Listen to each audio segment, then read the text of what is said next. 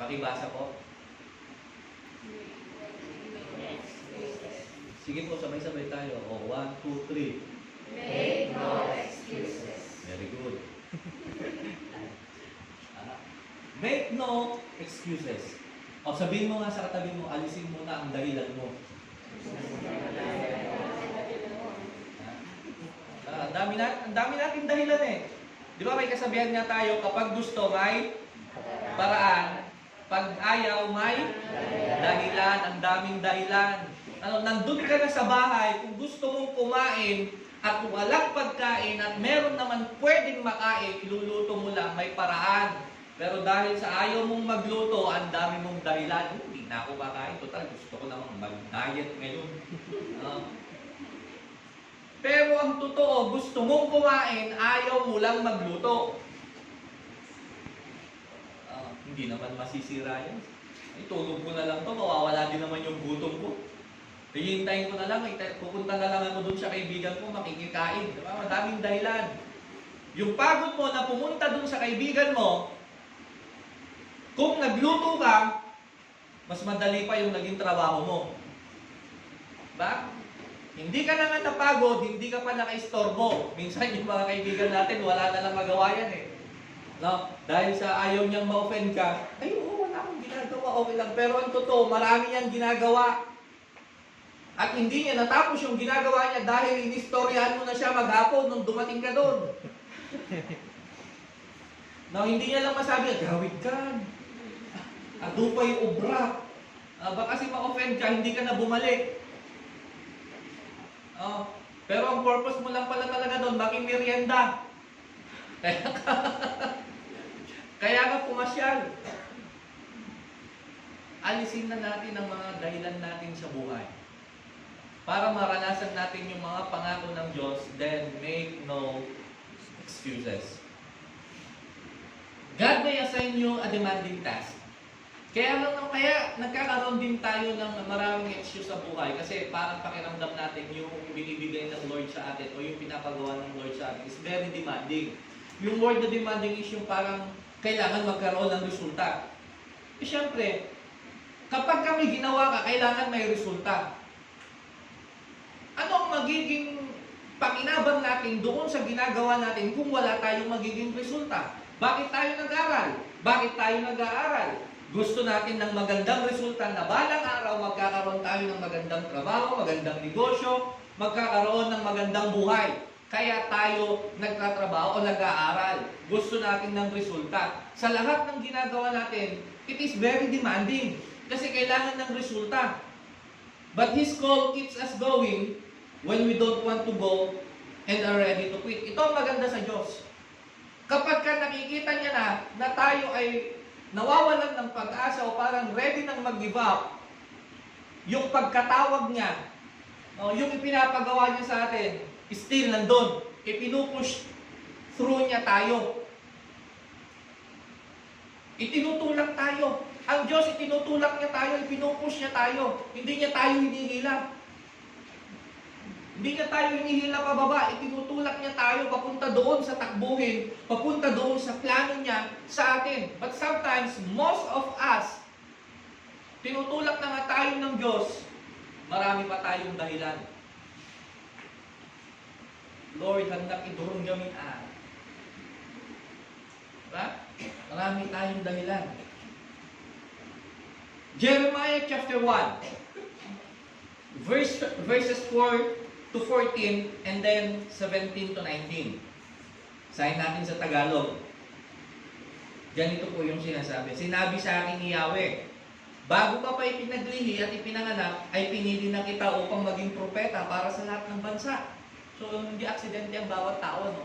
Bago pa ipinaglihi, bago pa nasa sinapupunan pa lang daw tayo ng ating mga magulang, pinili na tayo, bago pa tayo pinaglihi. So sabihin mo sa katabi mo, hindi ka aksidente. Ganyan ka talagang nilikha ng Diyos. Iba-iba yung hugis ng mukha natin, yung hugis ng mata, yung shape ng mata, yung hugis ng ilong, yung bibig, yung tenga, iba-iba yan. Pero hindi accident, pero ang ang sigurado ko, yung kung saan naka-location yung ating mga mata, yung ating tenga, yan ay sinadya ng Lord. Idinisenyo talaga ng Diyos yung mata, yung tenga natin nasa gilid. Pangit naman kasi yung mata natin nandito, yung tenga natin nandito, yung mata natin na nasa dalang gilid, di ba? Ang pangit naman. Tapos yung ilong natin nandito sa likod. Di pag natulog tayo, daplak amin na agong tayo. Di ba? Hindi tayo makakahinga, matay tayo amin. Bakit? May hinihigan mo eh. Kaya yung pagkakadesenyo ng Diyos sa atin, perfect. And biblically says, we are fearfully and wonderfully made. Kawangis nga tayo ng Diyos eh. Kawangis tayo ng Diyos. Pero, yung pagkakalikha sa atin is not just an accident. Lahat tayo nilikha sang-ayon sa plano ng Diyos. So, pag nilabas tayo sa mundong ito, may plano ang Diyos sa atin. Tuloy natin, verse 6. Sagot ko naman, Panginoong Yahweh, hindi po ako magaling na tagapagsalita, bata pa po ako. Subalit ang sabi niya sa akin, huwag mong sabihin bata ka pa. Pumunta ka sa mga taong sasabihin ko sa iyo, ipahayag mo sa lahat ang aking sasabihin sa iyo. Huwag kang matakot sa kanila sapagkat ako'y kasama mo at iingatan kita. Akong si Yahweh ang nagsasabi nito. Pagkatapos, iniunat ni Yahweh ang kanyang kamay, hindi po ang aking mga labi at sinabi, ngayon ay binigay ko na sa iyo ang mga mensaheng dapat mong sabihin.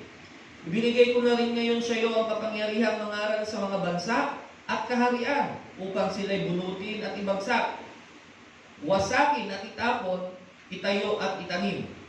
Tinanong ako ni Yahweh, Jeremias, ano ang nakikita mo? Sanga po ng almendra, sagot ko. Tama ka, ang sabi ni Yahweh. Sapagkat ako'y magbabantay upang matiyak na matupad nga ang aking mga sinasabi. Verse 13, muli akong tinanong ni Yahweh, ano pa ang nakikita mo? Sumagot ako, isa pong kalderong kumukulo ang laman at halos tumagilid na mula sa gawing hilaga.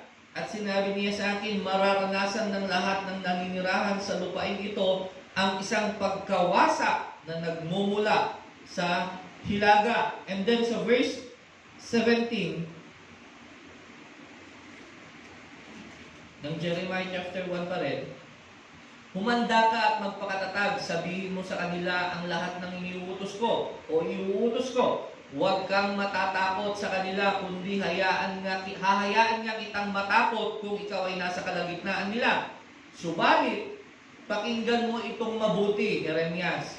Ang bawat isa sa buong Juda, kasama na ang mga hari, mga pinuno, mga pari at ang buong bayan, ay kakalabanin ka. Ngunit, hindi sila magtatagumpay. Magiging sintatag ka ng isang lungsod na ligtas sa anumang panganib, sintibay ng haliging bakal o pader na tanso. Hindi ka nila matatalo sapagkat iingatan kita. Akong si Yahweh ang nagsasabi nito. So ito yung pagkatawag kay Jeremiah. Si Jeremiah, may iniuutos ang Diyos sa kanya. At si Jeremiah, that time, ay napakabata. Napakabata. According na sa mga scholar, parang nasa range siya ng mga nasa 20 or 25. Nasa 20s siya that time, nung tinawag siya. Pero ang pagkatawag ng Lord kay Jeremiah is not an accident. Noong nasa sinapupunan pa lang, ay meron ng plano ang Lord sa kanya. Sa atin, in the Christian world, we can find all sorts of excuses not to obey God's voice. Sa panahon natin, not just only in Christians, sa panahon natin, marami tayong mga kadahilanan para hindi natin masunod kung ano ang sinasabi ng Diyos sa atin. Ang dami nating nagiging dahilan para hindi tayo makapaglingkod sa Diyos. Ang dami nating nagiging dahilan para hindi natin masunod yung ipinapagawa ng Diyos sa atin. Ano-ano yung mga dahilan na yan? Isipin natin, ano-ano ba yung mga dahilan? Ano-ano ba yung mga dahilan na hindi ko nagagawa o yun yung mga dapat kong gawin pero mas marami akong dahilan kaya hindi ko nagagawa. Ang sabi dito, excuses are tools of incompetent. Yung pagiging excusable daw, yung marami tayong excuses, ay sumisimbolo ng pagiging incompetent. And those who specialize in them seldom go far. At yung maraming mga dahilan sa buhay, bibihira daw yung nakakalayo o may nararating sa buhay. Kung mas marami kang excuses sa buhay mo, then mahirap mong marating yung gusto mo. Ang sabi ni Ben Franklin, "He that is good for making excuses is seldom good for anything else." Yung mga magagaling daw gumawa ng dahilan. Walang ganong magagandang bagay na mararating yung kanilang sarili. Bakit? Puro dahilan eh. May pinapagawa sa'yo, hindi ko kaya. Gusto mong maging engineer, ayaw mo naman kumuha ng kursong engineer. Mahina ako sa mati. Sinubukan mo na ba? Subukan mo muna ang isang bagay bago mo sabihin mahirap. Kung doon sa mga naririnig mo lang ng naririnig, ikaw magbabase, magkakaroon ka talaga ng maraming dahilan. Tandaan natin ito. Huwag nating hayaan na ang mga naririnig natin sa ibang tao ang magdidetermine kung ano ang magiging tayo. Hayaan natin ang plano ng Diyos ang mag-determine kung ano ang magiging tayo. Kung ang plano ng Diyos ay yun yung plano mo sa buhay mo, then walang sino man na pwedeng umadlas. As long as willing tayo na puntahan yung plano natin at yung plano ng Diyos sa atin, mararating natin. Pero kung puro excuse tayo sa buhay, sabi niyan, malabo na may marating tayo. Sa dami nating dahilan. Marating man natin, marami na tayong napalagpas na panahon. Marami na tayong nasayang na pagkakataon. Ang sabi naman ni Gabriel Muir, "He who excuses himself, accuses himself." Yung mga sinasantabi o laging nagdadahilan, ang inaakusahan na nila yung kanilang sarili. Paano na ina-accuse? Ina-accuse nila na hindi na nila kaya. Nagiging guilty kaagad sila na hindi nila kaya yung bagay na yun. Wala pa silang ginagawa, guilty na. Why? Because of their excuses. Dahil sa ating mga dahilan, madalas nagigilty na tayo. No, parang hindi na talaga natin kaya isang bagay dahil sa ating mga dahilan. Okay? Jeremiah had every excuse ready when God called him to be a prophet. His excuses are often our excuses for not heeding God's voice when He calls. Yung mga excuses si Jeremiah, and up to now, some of us, or most of us, or all of us, ay nagiging dahilan din natin yun. Yun din yung mga nagiging dahilan natin na ginagamit ngayon. Ano-ano yung mga excuses na yun na ginagamit o nagawa o sinabi ni Jeremiah na ngayon, hanggang sa mga panahon natin ngayon, ay yun pa rin yung ginagawa. Ano yung excuses na yun? Una, the excuse number 1, the task is demanding. Yung ipinapagawa, masyadong demanding. Yung ipinapagawa, masyadong para sa atin, mahirap. Na parang hindi natin kayang bigyan ng resulta. Parang sa tingin natin, parang imposible, parang hindi ko kayang gawin. Parang, sa akin, hindi ko kaya. Jeremiah was called to be a prophet to the nation, according to Jeremiah 1 verse 5. Si Jeremiah ay tinawag to become a prophet, not just only to one person, but to nation. Nations, sa mga bansa. Sa Tagalog na, anong sabi niya? Bago ka pa pinanganak na kita, ay pinili na kita upang maging propeta sa lahat ng bansa. Into all nations. Not just like his father. Yung father kasi niya, ang pangalan ng father niya ay si Hilkias. Is a priest. Pare. Malaki ang pagkakaiba ng prophet sa priest. Di ba yung sa Ephesians nga, ang pagkakatawag, some of them is a prophet, apostle, evangelist, pastors, and teachers. Diba? So, yung fivefold na ministry. So, iba-iba yung kanilang mga offices. Iba-iba yung pagkakatawag. So, si Jeremiah tinawag as a prophet. A prophet to all nations. Kaya parang naisip niya, wow, parang isang napakalaking task. Malaking trabaho. So, sometimes sa atin, pagka nabigyan tayo ng opportunity na ganyan, na humawak ng malawak ng trabaho, ang unang-unang pumapasok sa atin is yung load. Madadagdagan yung load ko, madadagdagan yung isipin ko, madadagdagan yung sakit ng ulo ko, madadagdagan yung puting buhok ko, kapaparibad ko pa naman, kapapakulay ko pa naman ng black. Kaya nga hindi na ako nagpakulay ng black kasi labas din ng labas yung puti, o di hayaan mo lumabas yung puti. Pag na tumagal yung puti na ipapakulay ko para baka itim naman yung lumabas. Diba? Ang iniisip kasi natin, ang pressure ka agad. Kaya ko ba ito? Parang ang masyadong demanding, masyadong malawak. And then, kapag yan na yung iniisip mo, ano ang susunod mong iisipin? Dahilan na kung paano mo hindi tanggapin yung ipinapagawa sa'yo. No? A prophet was a chosen and authorized spokesman of God who declares God's word to the people. Ito yung trabaho ng propeta.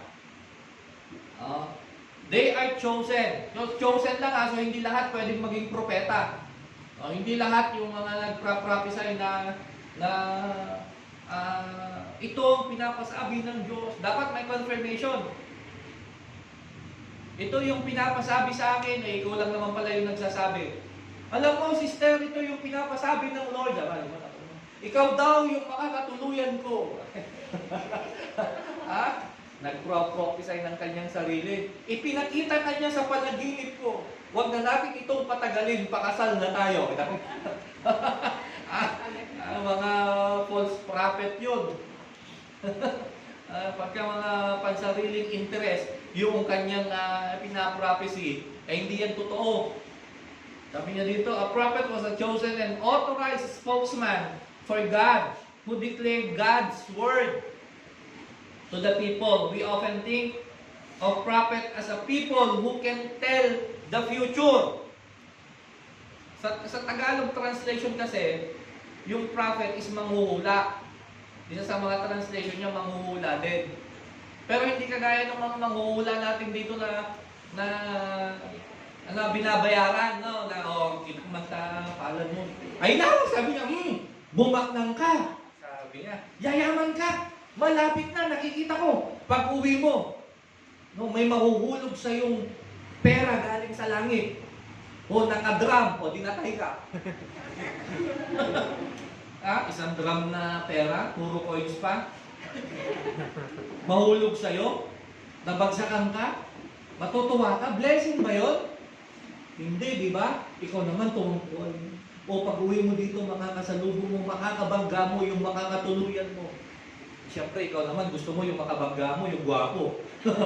Ayaw mo makabangga yung mukhang sanggano dyan, yung mukhang aadik-adik, ayaw mo makabangga. Aglisi ka pa, ano makita ang pupunan no?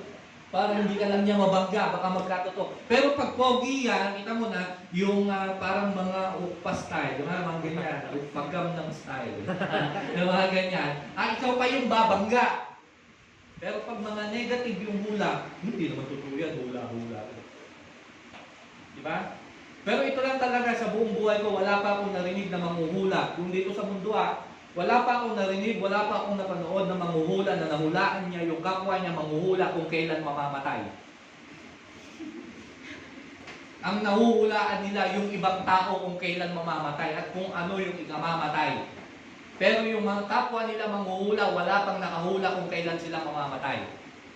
Baka kasi hulaan din sila nung hinulaan nila. Mag-aaway sila. Pero itong propeta, yung mga sinasabi nila, they are the representative of God here on earth para sabihin kung ano yung pinapasabi ng Diyos sa kanila. Just like Prophet Isaiah. May prophesy niya na darating si Jesus, magbabata ng kahirapan, mamamatay din sa krus. Then nangyari. Diba? Nangyari yun. Hindi yun aksidente. It is confirmed na voice ng Lord na pinapasabi niya sa kanyang propeta para sabihin sa mga tao. Okay? Ito yung pangako. Kapag may excuse tayo, may mga pangako tayo na hindi napapakinamaman o nasasayang. Sa mga excuses natin sa Lord, may mga promises tayo na napapalagpas. Ang pangako ng Lord kasi sa atin, kapag sumunod tayo, ito yung pangako niya kay Jeremiah. We have the promise of God's purpose. Ang sabi sa verse 5, I chose you. Ano yung dahilan niya? The task is very demanding. Masyadong matindi ang pressure. Pero ang sabi ng Lord sa kanya, ito yung pangako ng Lord sa kanya, I chose you before I formed you in the womb. Pinili na kita. Ikaw talaga yung para dyan. So kapag may nag-a-appoint sa'yo o in-appoint ka sa isang office, in-appoint ka sa isang posisyon, God chose you na ilagay dyan. At mind you this, remember this, kapag ang Diyos ang naglagay sa'yo, walang sino mang tao ang pwedeng magtanggal sa'yo. Kahit kagalit mo pa ang lahat ng nasa paligid mo, pero kapag ang Diyos ang nag-appoint sa'yo, walang pwedeng magtanggal sa'yo kung saan ka in-appoint ng Diyos. Tanging ang Diyos lang ang pwedeng magtanggal sa'yo. Kaya ang sabi ng Lord, kay Jeremiah, I chose you. Pinili kita dyan. Napakahalaga, God knew Jeremiah. Napakahalaga sa atin na makilala tayo ng Diyos. Nakilala tayo ng Diyos. God knew Jeremiah and chose Jeremiah. And after choosing Jeremiah, He appointed him. Why? Because he is known by name. Alam ng Diyos. Yung kanyang pangalan, tinatawag niya sa kanyang pangalan. Parang sa mga pastor. Di ba? May mga pangalan yan eh. Kapag tinawag yung pangalan mo, lilingon ka.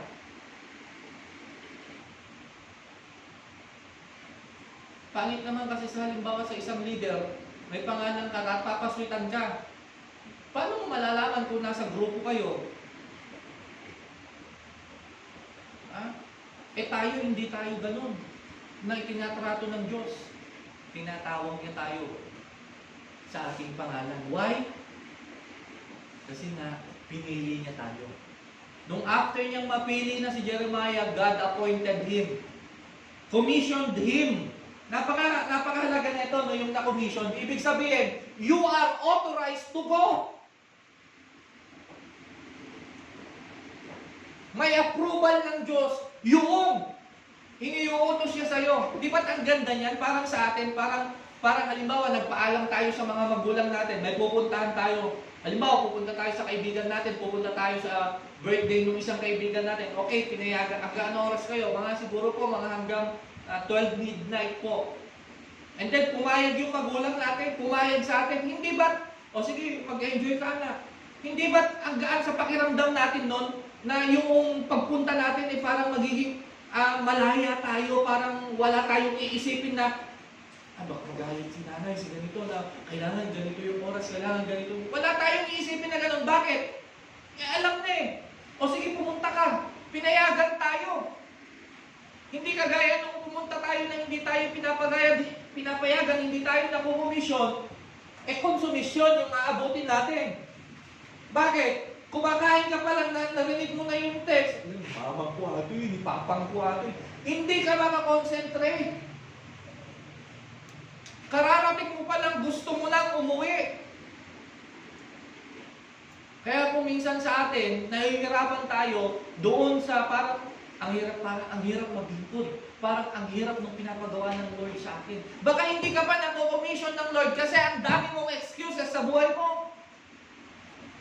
Hindi natin talaga marinig kung ano yung pinapagawa ng Lord sa atin because we have a lot of excuses in our life. Baka sinabi ng Lord sa'yo na, o sige, pumunta ka na. Hindi ka pa pumupunta. At nung sinabi ng baka, okay, kung hindi ka pa ready, bibigay ko sa iba, saka ka naman pumunta. May mga taong ganyan eh. Pag sinabi mong wag, saka pupunta. Pag sinabi mong pumunta ka na, maraming dahilan. Pag sinabi niyang gawin mo to, ayaw pa. Pero wag mo nang gawin yan, sa kanya gagawin pag pinagawa mo sa iba. Bakit? Kasi sa bandang huli, gusto niya na magkaroon din siya ng credit doon sa pinapagawa. Ganyan tayo eh. Meron tayong kung minsan baligtad eh. O naalala ko si Jacob. Pagka minsan kasi naglalaro, ang lakas ng volume pagka nanonood. Hinaan mo, lalaksan pa niya. Lakasan mo, hihinaan niya. Baligtad. Ganyan din tayo kung minsan, baligtad. Those acts give one great sense of purpose, the promise of God's purpose allows us to let go of our plans. This is the promise of God, and this is the purpose of the Lord. The purpose na ikinommission tayo ng Lord is para malaman natin na we need to let go of our plans and to receive God's plans sa buhay natin without fear. Sinong naniniwala sa inyo na mas maganda ang plano ng Diyos kaysa sa plano natin? Amen. Kung maganda ang plano mo para sa sarili mo, mas maganda ang plano ng Diyos para sa sarili mo. Ang plano natin, madalas masasaktan tayo, mahihirapan tayo, pero ang plano ng Lord, gaya nga ng sabi ko, idinisenyo na ng Diyos ang plano niya sa atin ng ang isang planong ang masaganang buhay. Yan yung dinisenyo ng Diyos sa atin. Pero paano natin yun pupuntahan? We need to follow God's command. We need to follow the order of God sa atin.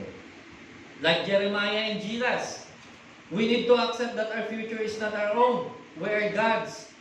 He has a distinct plan and purpose for our lives. Sino sa atin yung merong intact na plano sa buhay natin? Na yung mula nung pagkakapanganak hanggang sa tayo mamatay, meron na tayong plano. Sino sa atin? Sometimes ang plano natin 5 years from now, 10 years from now. At yan ay nag-iiba-iba. Pero ang Diyos meron yung distinct. Meron na siyang maayos, meron na siyang plano. Simula pa lang nung pinanganak tayo hanggang sa mamatay tayo, may plano ang Diyos sa buhay natin. Naiiba lang yung plano na yan kasi nga merong panggulo. Tignan ninyo, halimbawa, yung isang mumunting bahay o sa isang bahay. Kapag hindi magkakasundo yung mga engineer at yung mga architect niyan, sa tingin ninyo, maitatayo ng maganda yung bahay, yung isang building, o nagkasundo man yung architect at engineer, yung mga gumagawa matitigas ang ulo. Yung foreman, yung 3-man, yung 2-man, hanggang doon sa 1-man. Di ba? Hindi magkakasundo. O nagkasundo man sila. Yung nagle-labor. Hindi yung nagle-labor na, wala na po. Hindi yun na. Yung labor, yung naghahalo, yung tagabuhat. Sinabi nung engineer, 2 semento. O sabi nung foreman, 2 sementong, 2 bag ng sementong ilagay mo. Tapos, 8 balde ng buhangin. Dahil sa ayaw ng sumunod nung matigas ulo ng labor, ang nilagay niya, kalahating sakong semento lang, tapos dinagdagan pa niya 15 balde. Sa tingin ninyo, tatayo yun, pero pag binuksan yung electric fan, babagsak na. Pero pag tinignan mo yung plano, ang ganda. Pero bakit noong ginawa, hindi na? Kasi nga, merong mga panggulo. May mga gumugulo. Ganon din sa plano ng Diyos sa atin. Ang ganda ng plano ng Diyos sa atin. Pero may gumugulo. Ano yung gumugulo? Isa dyan yung mga excuses natin. Isa dyan yung mga dahilan natin sa buhay natin. Ang nagiging panggulo.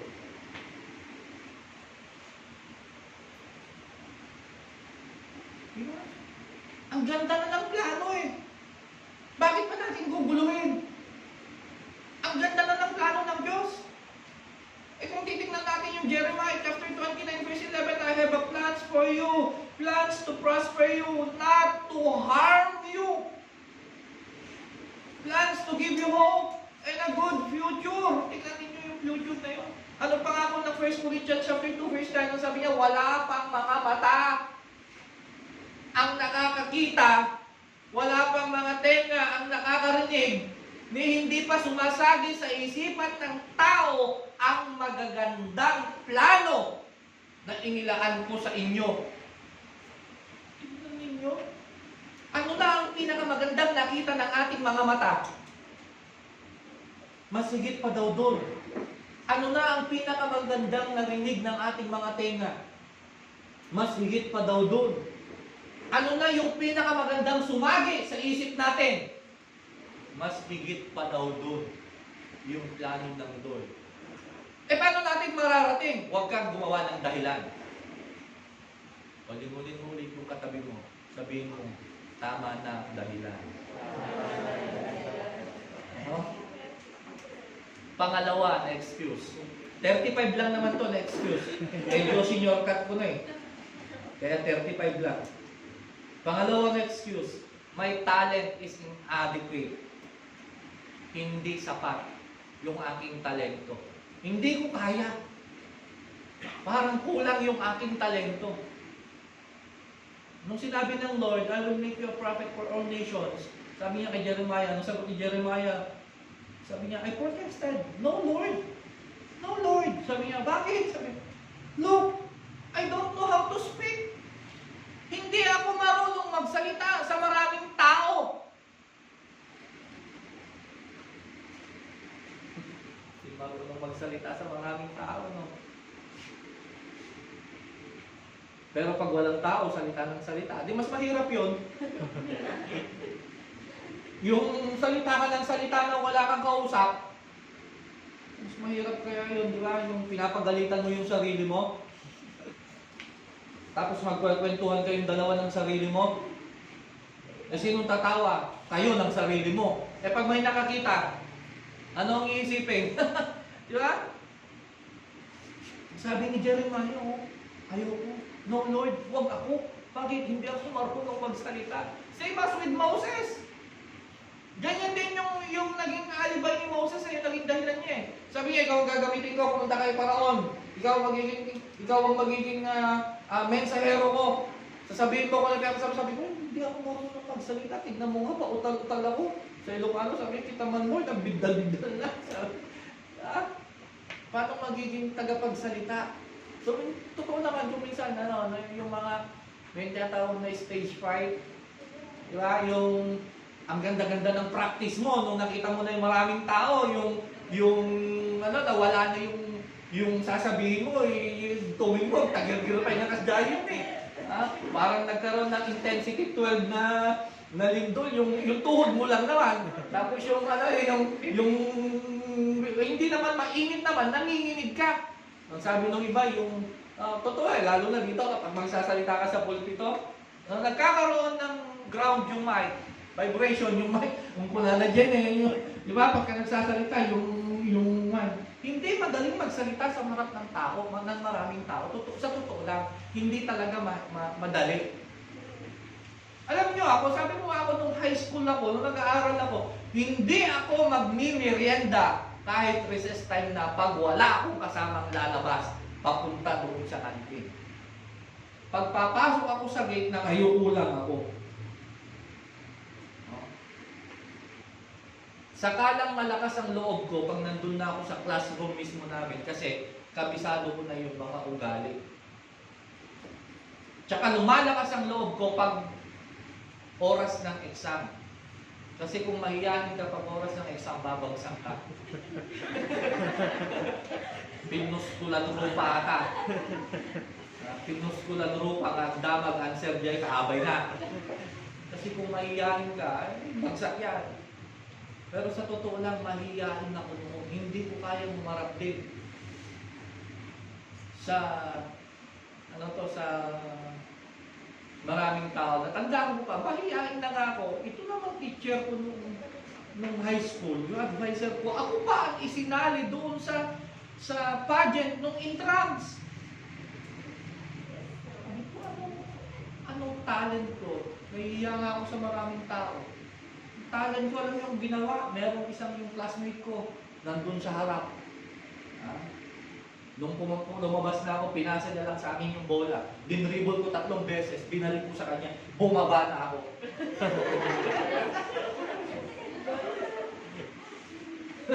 Bumaba na ako. O anong kinalabasan? Talo. Talo. Mahihayin nga, ilalaban mo sa show na mga ganon. Takot nga marap sa tao. Sabi ng Lord, sabi ni Jeremiah sa Lord, hindi ako marunong magsalita.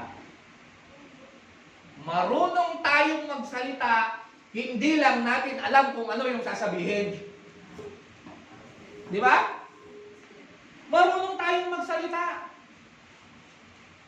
Yung mga bata nga, naiintindihan natin kahit bulol eh.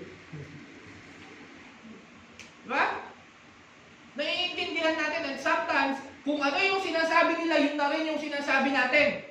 Ate, mamamamam. Diba? Mamamamam, sabi niya, kain ka na, nagugutom ka na. O, naiintindihan mo.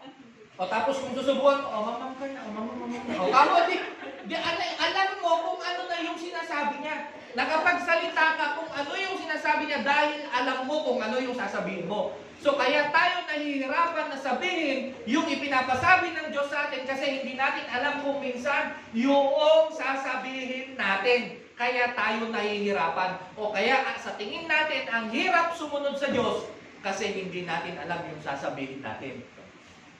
Pero mahirap ba talaga? Jeremiah felt inadequate as a public speaker. Ito nga same with Moses, God has a way. Pero ito yung maganda. God has a way to overcome weakness into our insufficiencies. Merong paraan ang Diyos para maalis o mapagtagumpayan natin yung mga kahinaan natin. O sabi ko nga nun, ako mahihain, hindi ko alam na ako magpapastor.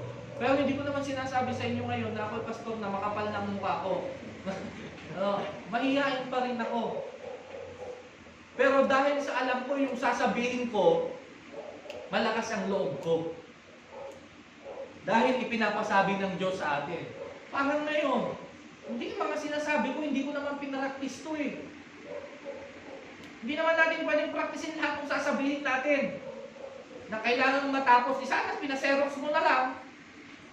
O, itong mensahe, sinabi ko sana kay Rachel, paserox mo na lang yan, photocopy mo, bigyan mo lahat sa isa, tapos mag-closing prayer na lang tayo. Bahala na silang mag-aaral sa kanilang bahay. Pag may question kayo, PM me. Ganun ba? Hindi ganun. Ito yung pangako ng Diyos kay Moses. Sabi niya, our talent may appear inadequate, but God always equips those He calls. Yung word na equips, merong inihanda ang Diyos na bagay, na paraan, may na-provide na sa lahat ng kanyang tinawag. So kapag may pinapagawa ang Lord sa iyo, may na-prepare na ang Diyos na paraan kung paano mo gagawin yung ipinapagawa niya sa iyo. Ganyan ang Diyos. We have the promise of God's provision. Sa verse 9 ng chapter 1 ng Jeremiah, di ba? Sabi niya, hindi ako marunong magsalita, Lord. Wag ako. Yung iba na lang, yung mga tarabitag na lang. Yung mga hindi mo pa, yung mga magagaling magsalita. Meron yung mga ganyan, yung gagaling magkwento pag sharing mo ng Word of God. Parang nalulun yung dila. Pero pag magkwento nung napanood niyang kahit hindi mo tinatanong yung istorya, pupunta ka sa bahay niyo yung istorya. Lalo na yung mga human CCTV yan, mga walking CCTV, ang daming tibyalti, karobara. Hindi naman sila nakatira sa isang bubong pero oras ng pagkain, pati ulam, alam. Pati yung klase ng timpla, alam. Ay, napakawaling po. The Lord reached. This is the promise of God kay Jeremiah. So verse 9, the Lord reached out His hand, touched my mouth, and told me, I have now filled your mouth with my word. Sa Tagalog sabi niya, inilagay ko na sa bibig mo yung sasabihin mo. Okay, tingnan nyo, paano pa magiging mahirap kung nasa bibig na natin yung sasabihin natin? Kung mismo ang Diyos ang magbibigay nung sasabihin natin. Hindi naman mahirap eh. Ang mahirap yung pagsunod. Pero kung sumunod tayo, ang sabi ng Lord sa Kanya, sasabihin mo lang naman kung ano yung sasabihin ko sa iyo. Yun lang yung sasabihin mo. Kung ano yung pinapasabi ko sa iyo, yun yung sasabihin mo. Huwag kang gumawa ng invento. Mas mahirap nang gumawa. No? Mas mahirap nang gumawa ng kwento na invento. Hindi mo alam kung paano mo umpisahan hanggang sa patapusin mo para maging makatotohanan. Pero ang inuutos ng Diyos, sabihin mo kung ano yung sinasabi niya. Sabihin daw natin kung ano yung pinapasabi ng Diyos. Yun yung gagawin natin, sumunod tayo. So, hindi mahirap. Hindi natin kailangan na mataas ang degree, mataas yung tinapos para masabi natin yung sinasabi ng Lord. At huwag tayong mag-alala, kung Tagalog tayo, kung hindi tayo marunong mag-English, kung hindi tayo marunong mag-ibanag, magkapangpangan, hindi naman yan yung lengguwahe na ipapasabi ng Lord sa atin. Ang lengguwahe ng Lord na sasabihin niya sa atin, yung naiintindihan natin. Eh kung Ilocano tayo, di Ilocano rin ng Lord. Naalala ko nung nasa Korea ako, nag-away yung dalawang membro kasi international church. Sabi ng Pilipino, yung magkaibigan yung Pilipino at saka yung Amerikano, sabi ng Amerikano, did you know that Jesus Christ is an American citizen? Sabi niya, nagulat yung Pilipino. No, he's not. He is a Filipino. Sabi, he's a Philippine citizen. No, he's an American citizen.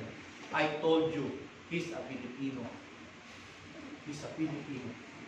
He has a Philippine passport. Sabi pa, no, he is an American citizen. Okay, let's find out when we go to heaven. Pareha silang namatay. Pumunta sa langit. Oh. Remember when we are in the earth, sabi niya, when we're still alive, I told you that Jesus is an American. Sabi niya, pinatindigan nung Amerikano. Eh sabi ng Pilipino, no, he is a Filipino. Okay, let's see. Eh, nawarap na sila kay Jesus. Pagdating ni Jesus ng yan, anyo nga sa'yo, sabi ni Jesus, Koreano pa. Bakit? Nasa Korea sila that time eh. Di nagkatinginan silang gano'n. Sabi nila, he's a Korea.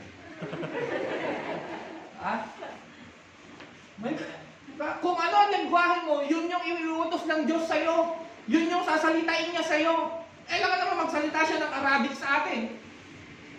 Alam ka naman magsalita siya ng Chinese sa atin. Iba yung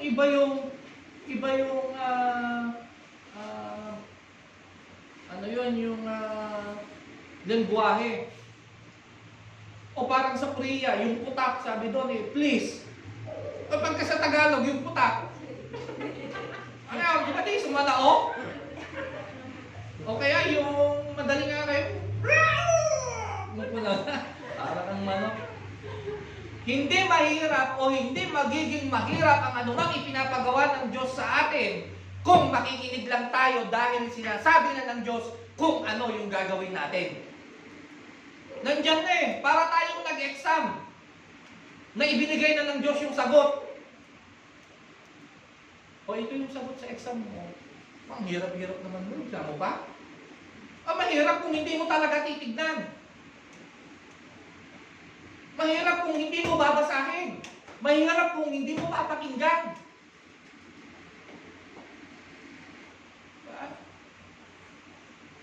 O naalala ko, meron ako napanood yung kay Mr. Bean, ewan ko kung napanood dito, nag-exam siya. Kopya siya ng kopya dun sa katabi niya. Di ba? Kopya siya ng kopya. Andun pala yung sagot. Hindi kasi nagbabasa ng instruction. Nandun pala yung sagot doon sa envelope na binigay sa kanila lahat. Nandun yung sagot. Ganyan ang Lord. Sa lahat ng ipinapagawa niya sa atin, merong kasamang sagot. Nung minsan kami, datayokit sadot. Diba? God uses not the most gifted and talented person, but the one touched by the hand of God. Ito yung kadalasan. Hindi tumitingin ng Diyos sa talento, talino. Hindi kung sino yung kanyang tinawag. God uses the most unlikely persons to shape the church or a community or a nation. Never underestimate the power of touch, especially when God does the touching. Ang Lord o ang Diyos, kadalasan ang tinatawag pa nga niya. No, huwag natin sabihin na wala akong kakayahan magsalita, hindi ako marunong magsalita. No, parang ang hirap na, mahirap lang kami, wala akong pinag-aralan. Ang Diyos nga, mas madalas, ang tinatawag niya yung walang-wala para ipahiya yung mga matatalino. Para ipahiya yung mga tao na may kaya sa buhay, pero hindi magawang makapaglingkod sa Diyos. Ang tinatawag ng Lord yung mga walang kakayanan, pero handang sumunod sa Diyos. Para ipahiya yung mga tao na may kakayanan, pero ayaw sumunod sa Diyos. Dahil sa kanilang mga dahilan. Napakaraming ganyan. But sometimes, kapag nakita nila na ang pastors o ang leaders ay alam nila na masangat sila sa buhay, sometimes, yung respect nawawala. But you know what? A pastor ay hindi yan galing sa kung kanino. A pastor comes from the heart of God. Jeremiah chapter 3 verse 15. Ang mga pastor ay galing sa puso ng Diyos. They are the one to lead. They are the one to teach. Kaya ako mataas ang respeto ko sa mga pastor, kahit sino yung mga pastor. Sa mga namumuno. Not just only pastor. And even all the mga leader, mga head ng mga different churches, different sect. Nire-respeto ko yung mga may pagtawag sila. Hindi madaling maging pastor. When I was in Korea, I challenged them. Nung nagpastor ako doon, sabi ko, kung sino sa inyo ang gustong magpastor, sabihin nyo kagad sa akin, tumayo kayo. Willing akong ibigay yung pulpito sa inyo at willing akong magpasakop sa inyo. Mas madali, para sa akin, mas madali ang sumunod kaysa magpastor. Magpapasakop ako sa inyo. At that time kasi ako yung pinakabata, tapos matatanda na sila. Alam niyo naman, pagka medyo matatanda na matigas na ulo. Hirap nang sumunod. Isipin niyo ngayon ulo niyo kung matigas. Ha? Matigas o sobrang tigas? When God touched you, when God called you, hindi mo kailangan ng pinag-aralan. Kailangan mo puso. Kailangan natin puso. Yan nga ang tinatawag ng Diyos yung mga walang kakayanan, yung mga walang alam sa mundo. Bakit? Ibig sabihin, kailangan mo ang Diyos sa buhay mo. Kasi kapag ka tinawag ng Lord, ang pinili ng Lord, pero hindi ko sinasabi na walang tinatawag ng Lord na mga doktor, mga engineer, may tinatawag, depende nga sa puso. Kasi ang gustong mapatunayan ng Lord, lahat ng kanyang tinatawag na maglingkod ay aasa lamang sa Kanya. Hindi sa sarili nilang talino, hindi sa sarili nilang galing, hindi sa sarili nilang yaman, kundi sa Diyos. Ang sabi dito ni Jeremiah, Lord, hindi ako marunong magsalita. Kung hindi ka marunong magsalita, ibibigay ko sa iyo kung ano yung sasabihin ko, o anong problema mo. Wala ka nang may dadahilan, di ba? Ang Diyos, kung marami tayong dahilan, ang Diyos, maraming paraan. Lord, awang kwarta pamasahe. O, bibigyan ka ng Lord ng pamasahe. Lord, maulawang aayusin ng Diyos yung sakit ng ulo mo. Lord, hindi ako marunong mag-English. Bibigyan ka niya ng dictionary in English. Lord, hindi ako marunong umarap sa tao. Bibigyan ka niya ng kapal ng mukha.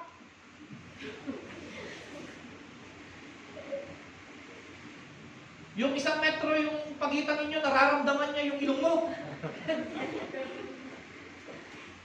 As long as we are willing to do what God has commanded to us, God is 100% willing also to give all what we need. Dahil yan ay ibinigay na ng Lord sa atin noong bago pa niya tayo utusan. Pangatlo, sabi ko 35 lang ito. The time is not right. Hindi pa tamang oras. Sa mga excuse natin yan, hindi pa naman tamang oras. Dami pa, kaya marami pa naman pa ibang pagkakataon. Marami pang darating na panahon. Ang sabi ni Jeremiah, doon sa verse 6, bata pa ako. Hindi ko kaya yung pinapagawa nyo na maging prophet because I am only a youth. Bata pa po ako eh. Yan yung dahilan, di ba? Bata. Pastor, nag-ibang bakit niya. Ubina siya. Eh sabi nga ng Bible, di ba? Remember your youth, your Creator in times of your youth. Sa panahon ng ikaw kabataan. At ang sabi rin ng 1 Timothy chapter 4 verse 12, do not let anyone look you down because you are young. Huwag mong hayaan na titignan ka o ibababa ang pagtingin sa'yo ng ibang tao dahil sa ikaw ay bata. O dahil sa ikaw ang kabataan. Instead, sabi niya, instead, you set an example for the believers in speech. Mag-set ka ng example na kahit kabataan, kayang gamitin ng Diyos. O yung ato yung iman, nag-iiba bakit lakayan? Sino man sino? O wala, tignan nyo. Hindi ubing kayo, pay. Hindi kabataan tayo. Yung word kasi na kabataan is walang typical na age. Walang typical na age. Kung may typical na age, noong panahon nila Adan. Diba? Nila Mahershala Ashbash. Yung panahon nila David. Yung panahon nila Moses. 900 plus years old. Nabubuhay. O ilang taon ng kabataan? Nung time na yun, di yung 40 years old nila, parang pitos pa lang sila. Diba? Kung merong specific age yung pagiging kabataan. Ang tinutukoy dito na kabataan, as long as na meron kang lakas, kaya mong lumakad, kaya mong gumalaw, kaya mong magbasa, may lakas kang magagamit para maglingkod sa Diyos dahil kabataan ka. Ang consequences lang, may hangganan ng buhay. Hindi natin pwedeng sabihin na bata pa ako, hindi pa ako kukunin ng Diyos. Hindi natin pwedeng sabihin na bata pa ako, hindi pa ako mawawala. Mahaba pa ang panahon. Only God knows. The word youth, unfortunately, rendered child some versions of the Bible. Ang ibig sabihin sa ibang translation, child. Ordinarily denotes a young, o kaya bata, unmarried, o nasa teens, parang yun, mga teenager, parang yun yung ibang mga translation ng youth. O ayan mo, di ba, mga kabataan mo yun. Anong sabi? Ayan mo munang i-enjoy in-enjoy ko ang pagiging kabataan ko. Marami pang panahon, minsan lang maging kabataan. Kailangan i-enjoy mo, kailangan mo nang samantalahin, kailangan mo nang i-enjoy, kailangan mo nang pagdaanan yung mga bagay na dapat mong pagdaanan kasi pag nag-asawa ka na, hindi mo na mapagdadaanan yan. Hindi mo na may-enjoy yan. But mind you, ang enjoyment, malaking pagkakaiba doon sa happiness. Tinext ko si Webster kagabi. Nag-reply. At ito yung reply niya. Tinanong ko kung anong pagkakaiba ng joy at happiness. Biblically, ito yung pagkakaiba. Hindi nakalagay dyan. Kasi hindi ko na, late na siyang nag-reply. Hindi ko na naisip. Sabi niya dito, happiness is an emotion in which we experience feelings ranging from contentment and satisfaction to bliss and intense pleasure. Pleasure. So, it is outer feeling. While the joy is a stronger, less common feeling than happiness. We experience joy when we achieve selflessness to the point of personal sacrifice. Yung joy is outer o inner feeling. Yung happiness is outer feeling. More on pleasure. Mapagustuhan yung ating katawang panlupa, yung ating physical na pangangatawan. While joy is about inner feelings. Merong kaakibat na sacrifice. Yun yung enjoyment. Yung selfless motives. According, yun yung isa sa mga biblical biblical explanation niya. O yung isang kaibigan mo pa na may dictionary din, tinext ko, nag-reply din, kaya lang kaninang madaling araw na. Late. Brainly naman, according sa yung brainly, yung sa mga definition ng mga matatalino. Happiness is something that can easily be obtained as long as there is contentment and satisfaction in an individual. Pag nakontento ka na daw, o nabigay yung kasiyahan mo, nakontento yung bagay na gusto mong mangyari sa'yo, happiness ang tawag, pleasure pa rin. While joy, on the other hand, is a deeper word that elicit more intense emotions.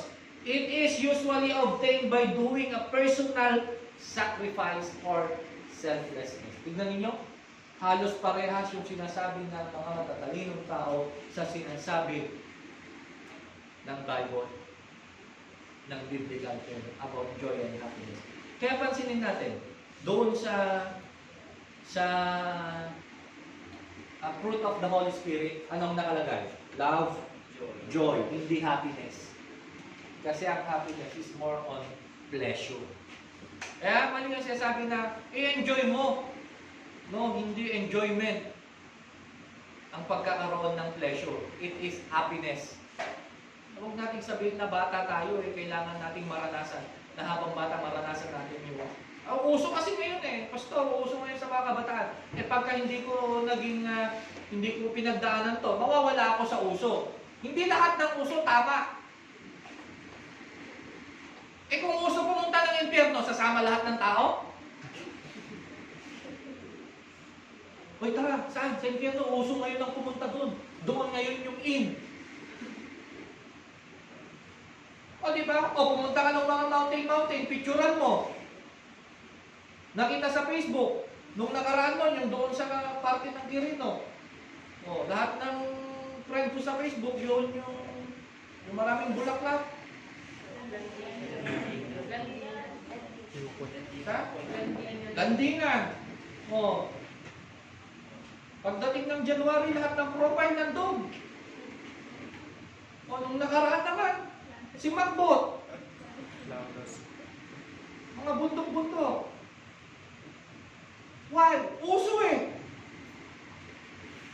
to give pleasure. But if the enjoyment, ang gusto talaga natin, that is a selfless sacrifice. Enjoyment. kagalakan, hindi kasiyahan. Okay? He felt inferior. Dahil sa bata nga daw kasi siya, sabi niya, he felt inferior, inexperienced, and intimidated by size of the task to which God was summoning to him. But ito yung promise ng Lord sa kanya. God's call may come at an inopportune time, but He never sends forth His servant alone. Dumarating man yung mga pinapagawa ng Lord sa mga bagay na hindi natin inaasahan. Pero ito ang tandaan natin, hindi tayo pinapabayaan mag-isa ng Lord. We have the promise of God's presence. Sabi ng verse 7 to 8, Then the Lord said to me, Do not say, I am only youth, for you will go to everyone I send you to, and speak whatever I tell you. Sasabihin mo na lang kung ano yung sinabi ko. Do not afraid of anyone. Huwag kang matakot kahit kanino. For I will be with you. Kasama mo ako. Ito yung declaration ng Lord. Ito yung maganda sa pangako ng Lord. Before Jeremiah could experience God's presence, and even us, before we felt God's presence in our life, we had to go where God sent us. Bago natin makamtan yung pangako ng Lord, kailangan muna natin sumunod doon sa ipinapagawa ng Diyos. Nakakita na ba kayo ng nagtatrabaho na sweldo muna bago trabaho? Sino sa inyo yung nag-apply na o sinabi mag-umpisa ka na? O bukas mag-umpisa ka na. Ma'am, sir, pwede bang mag-cash advance? Pwede bang bumanit ng pang 3 months? Bakit? Saan ka pupunta? Anong gagawin mo doon sa binabali mo? Meron po kasi kaming outing, maglilib na rin po ako ng 2 months. Okay, sige, ito na yung requirements mo. Mag-live ka na habang buhay. Huwag ka nang babalik dito pag ako yung amo. Yun yung sasabihin. Same as with God. Hihingi tayo ng sweldo agad, hihingi agad tayo ng reward, wala pa tayong ginagawa, puro kapasaway, puro excuse, and then tatanungin natin, Lord, nasa na yung pangako mong magandang buhay? Kung tinanong tayo ng Lord, nagtrabaho ka ba para sa akin?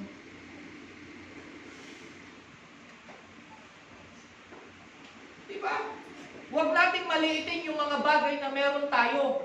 Remember doon sa halimbawa, nangailangan tayo financially, huwag nating tignan muna kung ano yung meron sa iba. Ang tignan natin ano yung meron tayo. O yung doon sa babaeng balo, namatayan doon sa konting langis lang meron sa kanya. Nung nangyari, nakabayad siya ng utang, may sumobra pa, napuno niya lahat ng jars. Ang tinignan niya kung ano yung meron siya, hindi kung ano yung meron yung iba. Kadalasan kasi tayo pag nagkakaproblema, tinitignan ka agad natin, ano kayo meron na? Sino katang utang idol? Ano ba yung meron sa'yo muna? Lalo ngayon, usong-uso, ano ba yung meron sa'yo? Baka marami ka dyan, tignan mo yung aparador mo, ang dami mong hindi sinusuot na damit. Oh, mine, say mine, plus code. Ganun lang. Ha?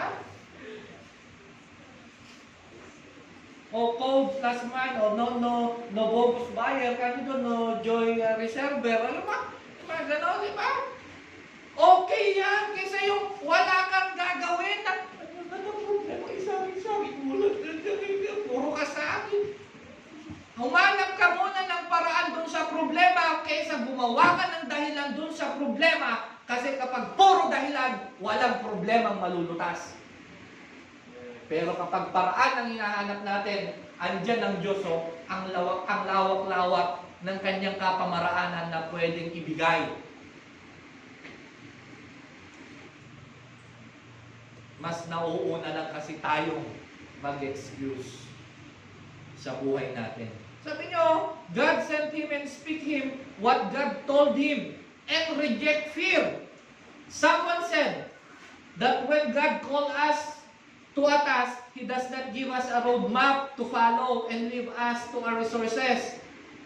Ito yung ginagawa ng Lord kapag may pinapagawa, hindi niya binibigay kagad yung, hindi niya lang ibinibigay yung instruction sa atin. Ito yung way, ito yung daan. Yan dito ka pupunta, dito ka magsisimula. Ito yung papunta, kakanan ka, kakaliwa ka dito. Bahala ka na sa buhay mo, ibinigay ko na yung map. Hindi yan ganyan. Hindi ganyan ang Diyos magbigay. Anong ginagawa ng Lord? Ganito, God walk with us. Kasama natin sa lakad ang Diyos. Yun yung pangako niya, Hebrews chapter 13, I will never leave you, nor forsake you. Kaya sa lahat ng laban natin, kasama natin ang Diyos. Sa lahat ng pupuntahan natin, kasama natin ang Diyos if we allow God to be with us. Kung yan yung nagiging problema, hindi natin alam kung ano yung gagawin natin, ayaw pa natin lumapit doon sa nakakaalam. Ano ang gusto natin? Ibigay yung instruction o kasama natin yung gumagawa ng instruction?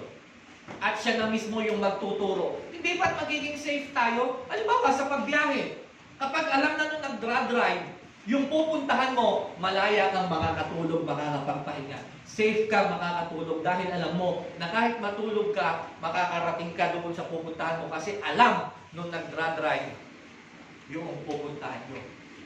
Eh kung pare-pares ninyo hindi alam, makaturo ka kata. Wala, sa balisan natin kapag naanan kayo, mapupukaw tayo, baliktadin nyo, tababi nyo, baliktadin nyo.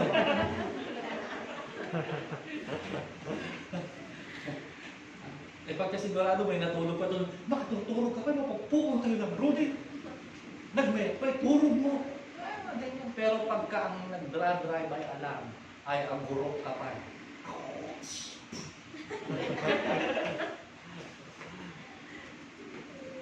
God walks with us. His presence gives us the strength to stand in the face of every assault. Andyan ang Diyos kasama natin. Pang-apat.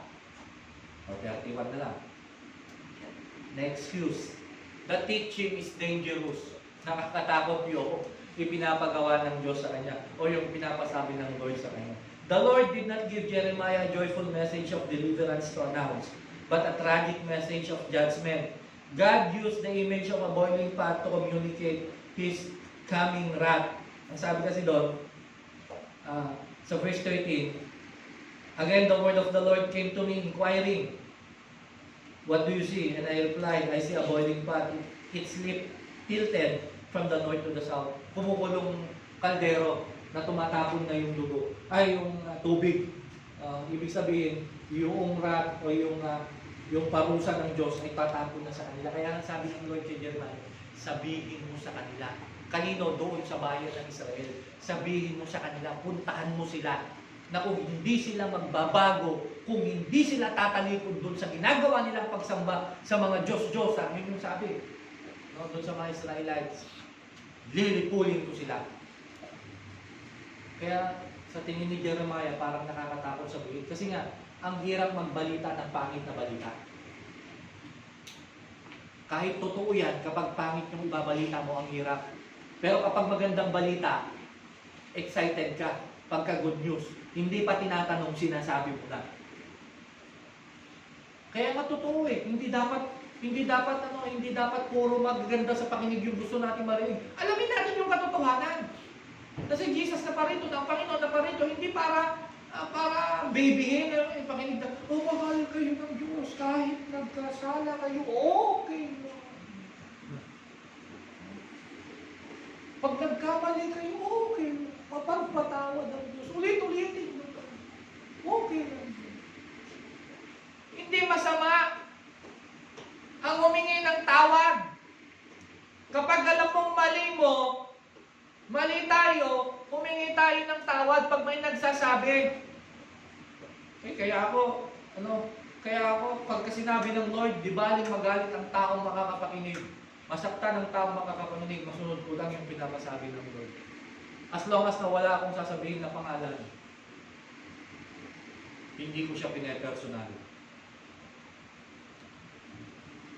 Pagka nagkamali ka, nagkamali tayo, pwede naman tayo tumanggap. Basol ko. Hindi siya yung tawad, hindi tayo tawad. Mas maganda nga yung gano'n. Ito yung pinapaabot ng Lord, gustong sabihin ng Lord kay Jeremiah.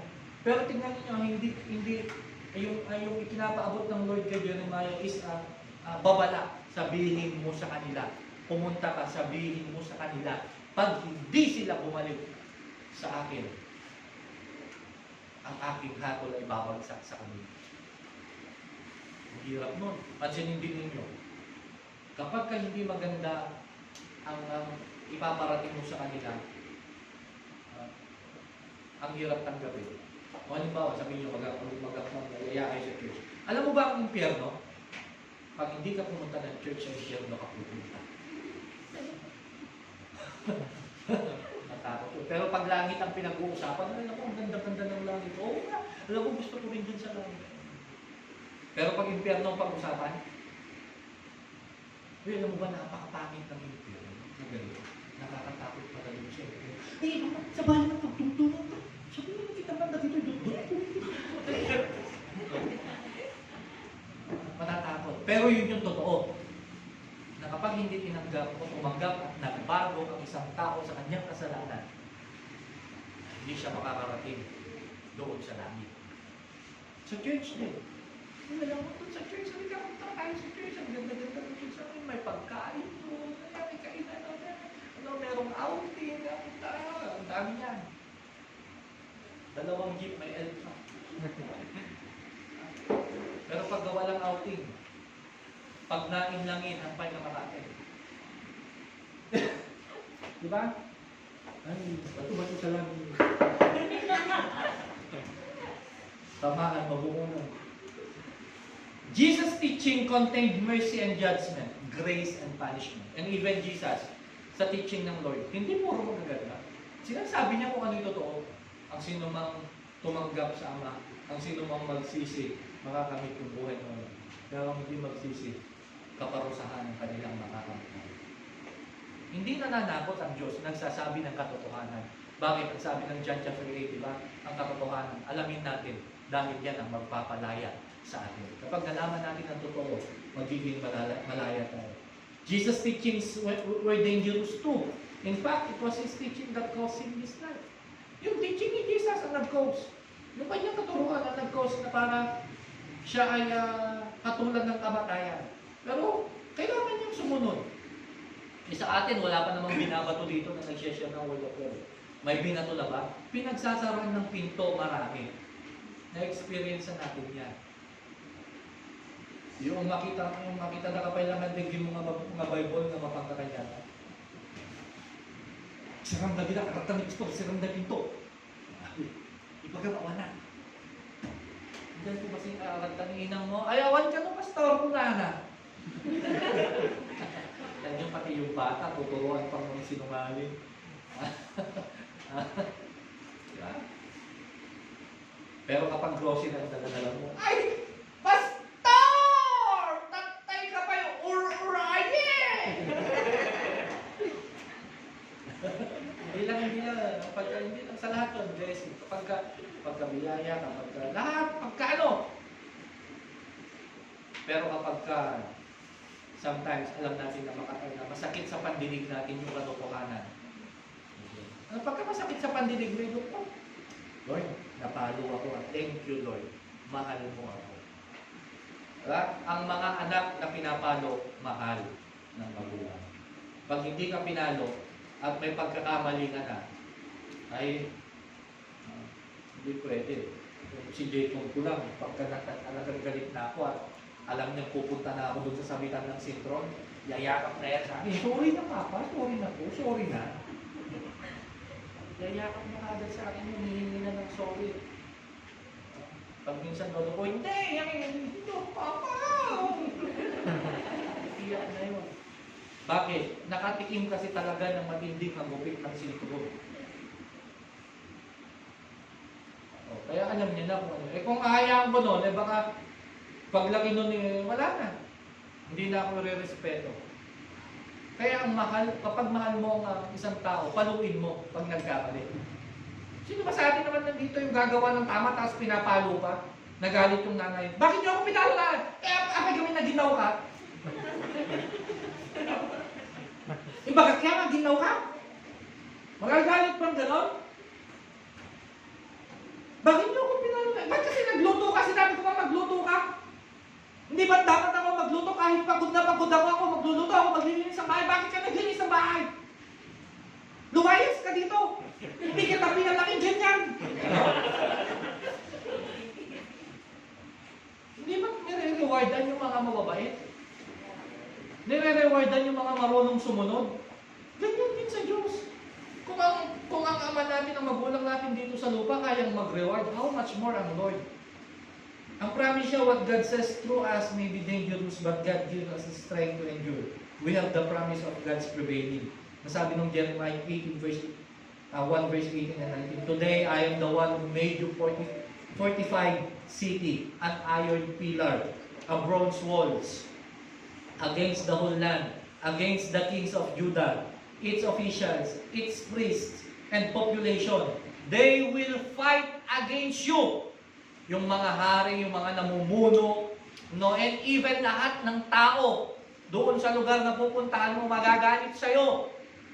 But, sabi niya, never prevail. Huwag kang matakot, huwag kang panghinaan ng loob, huwag kang aatras.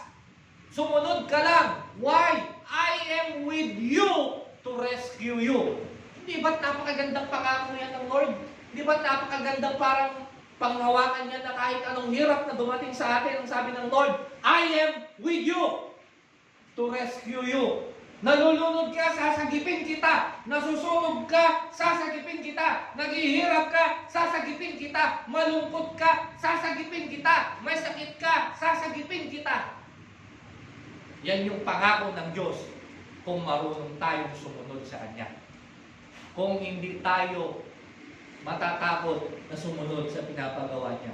The person who stands with God's will prevail. Someone said, one with God is a majority. Ang tao daw na kasama ang Diyos, consider as a majority. Alone, we are helpless. With God, we prevail. Pag nag-iisa tayo, babagsak tayo. Pero kapag kasama natin ang Diyos, mananatili tayo. Tatayo tayo. Pang-5, pang-huli. Ayan, 5 lang ito. Saka na yung 30. Do I have to go now? O yan. Yan yung madalas na response. No, kahit sa magulang, kahit sa bahay. Pag may inutos, tatan. Yeah? Ngayon na po.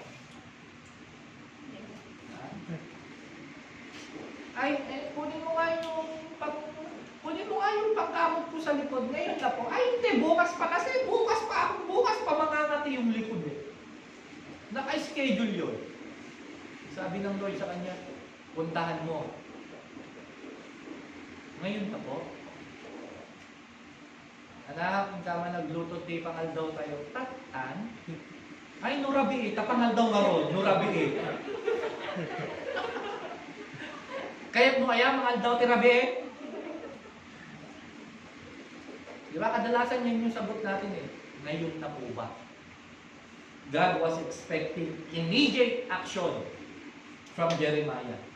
God said, now get ready. Stand up and tell them everything that I have commanded you. Tumayo ka. Puntahan mo sila. Sabihin mo sa kanila kung ano yung pinapasabi ko. Kung ano yung sinabi ko sa iyo, sabihin mo sa kanila. Ngayon na, get up. The phrase, dress yourself for work or gird up your loins was a metaphor that meant get ready for action. Sino sa inyo yung nakapanood ng Avengers? O yung mga leader, kung sino sa inyo may nakapanood, yung leader ng isang platoon, leader ng isang sundalo, yung leader na makikibaka, anong sinasabi nila doon sa kanilang mga, pagka yung halimbawa na may paparating na, sabi nila, suit up. Diba? Means, get ready, kasi merong laban. Hindi sinabi, nung suit up, sabi nung leader nila, sabi, ngayon ako, tatan, mabalik niya damdama pa. Hindi na, mamamatay sila, masasakop ka agad sila, kundi, as much as possible, as fast as they can, gagawin nila na maisuot lahat ng kailangan nila, yung armor nila, yung kakailangan nila sa pakikidigma, gagawin nila na makuha nila sa lalong madaling panahon.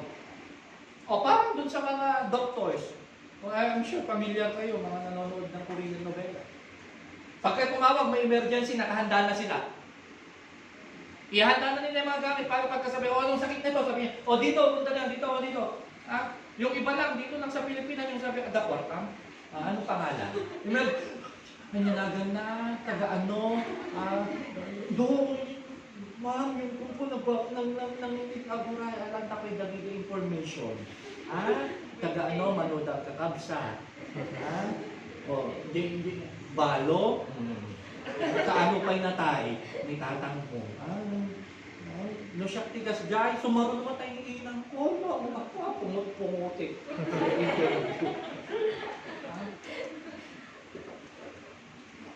When God said that you are ready, we need to be ready. Kaya ang sabi ng Lord, di ba? Ang sabi ng Lord, noon pa lang una, pinabi niya na, be ready. Why? The end is near. And so I face the final curtain. Diba?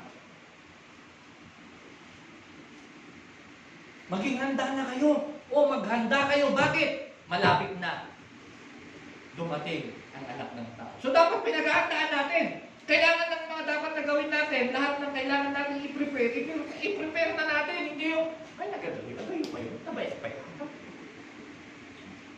Alam, sinabi yan sa mga project, mga exam sa kanila. Sinabi nung teacher, first grading pa lang, o pagdating ng fourth quarter ha, project nyo ito. Ganito yung project ninyo pagdating, tayo pa, fourth quarter pa yun, first grading pa rin naman ngayon. Kailan gagawin? One day after, o one day before the submission. Doon gagawin. Parang sa mga reporting. Diba? Mga reporting. Alam na nga na every month, every end of the month, may report. Gagawin yon. Halimbawa, 31. 30 ng madaling araw, 30 ng gabi, doon pa lang gagawin. Tapos sabi mo, kapapuyat, dahil na report. Mapupuyat ka talaga kasi nga gusto mo, minsanan. O di dapat araw-araw, ilagay mo na doon. Lalo na ngayon, computer naman, Excel na. O may sesame na lang. Linggo-linggo, ilagay mo yung report. O di finalization na lang. Hindi ka mahirapan. Kaya lang kasi sa atin, ang dami nating excuse. Sa kanya, natayupay. Enjoy. Enjoy now, pay later. Parang credit card. Ganon din ang paglilingkod sa Panginoon. Parang credit card. Enjoy now.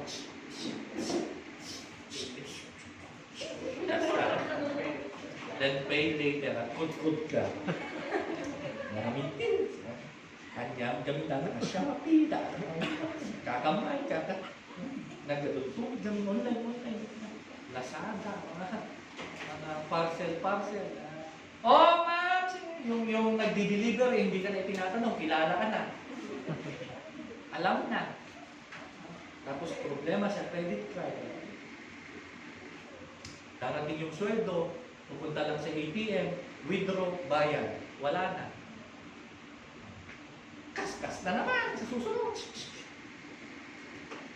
Enjoy now, pay later. Ganyan sa paglilingkod. But we need to get ready. And the promise of God, God expects obedience immediately. Ito ang gusto makita ng Lord. Immediate obedience. If we don't, we are in dangers of God's wrath. We have the promise of God's power. Do not be intimidated by them, or I will cause you to cower before them. Immediate obedience is the only appropriate response when God's call. Kapag daw tinawag tayo ng Diyos at may pinapagawa ang Diyos sa atin, the only appropriate response is immediate obedience. Yung sumunod kaagad. Huwag nang marami pang dahilan o mag-iisip pa tayo ng maraming dahilan para hindi masunod. At the end of the day naman, sa ayaw at sa gusto rin natin, kapag na-realize natin na yan ay talagang para sa atin, susunod at susunod din tayo. The problem is, marami tayong nasayang na oras na lumipas. So, lingunin mo ulit yung katabi mo bilang panguli. Sabihin mo, from now on, no more excuses. Amen. Palapakan na rin ng Lord. Tayo lang tayo tumayo. Tayo manalangin.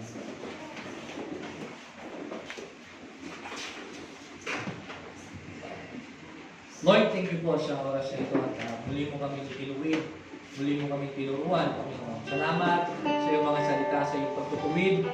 At Lord, salamat at alaman namin, Father God, na most of the time in our life, we have a lot of excuses, Father God, para hindi masunod yung mga pinapagawa mo sa amin. But now, Lord, as long as we can, Father God, tulungan mo po kami na magkaroon ng immediate response sa mga pinapagawa mo sa amin. Dahil ito yung gusto mo. At lahat ng pinapagawa mo sa amin, may kalakot na kaagad na sagot. Lahat ng pinapagawa mo sa amin ay nandun na lahat ng kakailanganin namin.